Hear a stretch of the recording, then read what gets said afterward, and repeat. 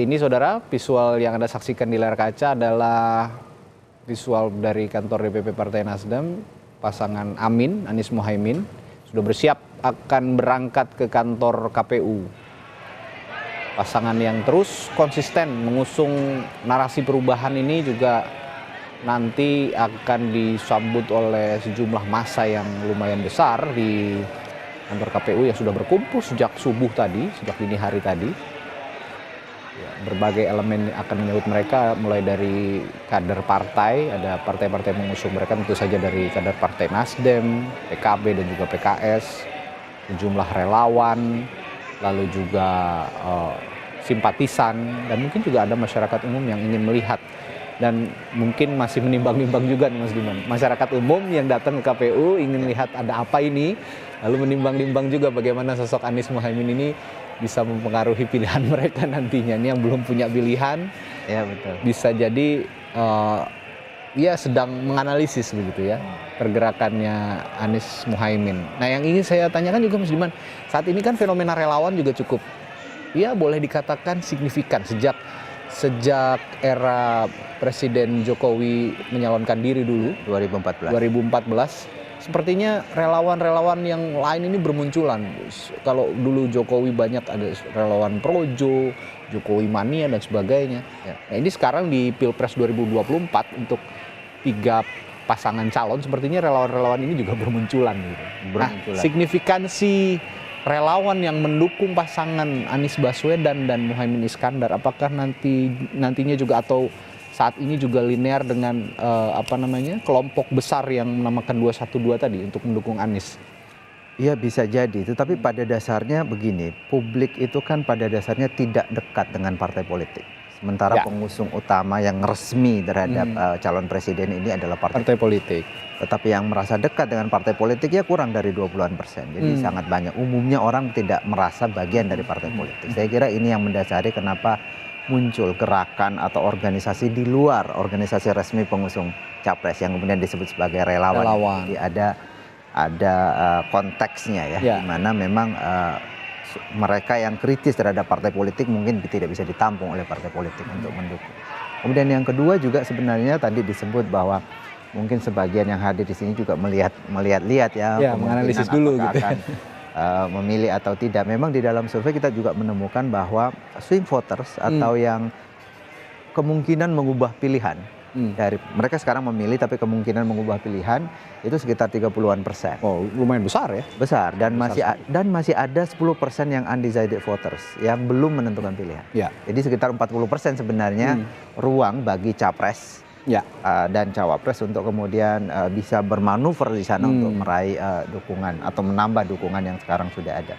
Jadi masih cukup terbuka peluang. Terbuka peluang ya, meskipun gapnya pasangan Amin ini terhadap 2 pasangan lainnya atau terhadap 2 sosok capres lah boleh dikatakan sebelumnya, karena survei-survei sebelumnya belum ada pasangan masing-masing ya, masih sosok capres kecuali pasangan Amin yang sudah mendeklarasikan terlebih dahulu. Ini cukup jauh gapnya dari Ganjar dan juga Pak Prabowo ya. Tapi ya sekitar 30-an%. Sekitar 10-an%. 10-an%. Tapi ya tadi dengan adanya swing voters yang belum menentukan begitu arah dukungan, belum lagi juga ada gerakan-gerakan yang belum terpantau begitu dari grassroots, ini bisa mengubah komposisi suara atau elektabilitas mereka juga.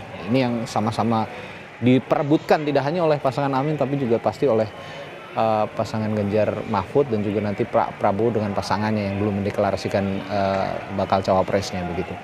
Nah, kalau kita bicara Pak Prabowo juga menarik ini, Mas Diman, meskipun saat ini yang kita saksikan Pak Anies Baswedan dan Muhaimin Iskandar yang sedang menuju KPU, tapi saya ingin menyinggung sedikit soal Prabowo Subianto yang belum memilih bakal cawapresnya. Ini apa yang tim Prabowo tunggu dan partai-partai koalisinya tunggu sehingga masih sepertinya bimbang dan gamang gitu untuk memilih cawapresnya? Saya kira di Prabowo Subianto persoalannya lebih rumit sebenarnya jika misalnya dibandingkan dengan Ganjar Pranowo. Pada Ganjar Pranowo ada satu partai yang sangat dominan dan tanpa dukungan partai lain pun mereka bisa maju mengusung capres-cawapres, sehingga di Ganjar Pranowo pilihan untuk capres itu lebih mudah gitu sebetulnya, Ya. atau lebih terbuka peluang untuk memilih tokoh-tokoh di luar partai politik seperti yang sekarang terjadi. Sementara di di Prabowo Subianto, Partai Gerindra belum cukup suaranya untuk mengajukan calon sendiri, karena itu ya. membutuhkan dukungan dari partai lain. Iya. Saya kira kemudian negosiasinya di sana. Oke. Kemudian ada 3 partai sekarang yang bersama Gerindra untuk mendukung Prabowo Subianto.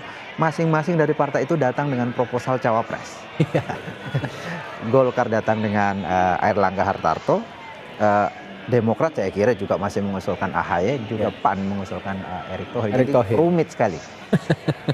Belum lagi ada Gibran juga. Ada Gibran, belum tokoh-tokoh Nahdlatul Ulama juga yang dipertimbangkan karena melihat pasangan dari Anies Baswedan dan Ganjar juga merupakan tokoh Nahdlatul Ulama. Ini juga yang pasti akan mereka perhitungkan. Saya dengar bahkan ada 4 orang tokoh kita yang mendaftarkan surat keterangan SKCK ya. Ini untuk persiapan cawapres. Sepertinya masih agak gampang untuk pasangannya Pak Prabowo untuk jadi cawapres ini. Nah, nanti kita akan menuju ke gedung KPU juga. Kita saksikan di layar kaca Anda ini pasangan Anies Muhaimin sudah menuju ke kantor KPU. Kita saksikan prosesinya. Setelah jeda tetaplah di Breaking News Kompas TV.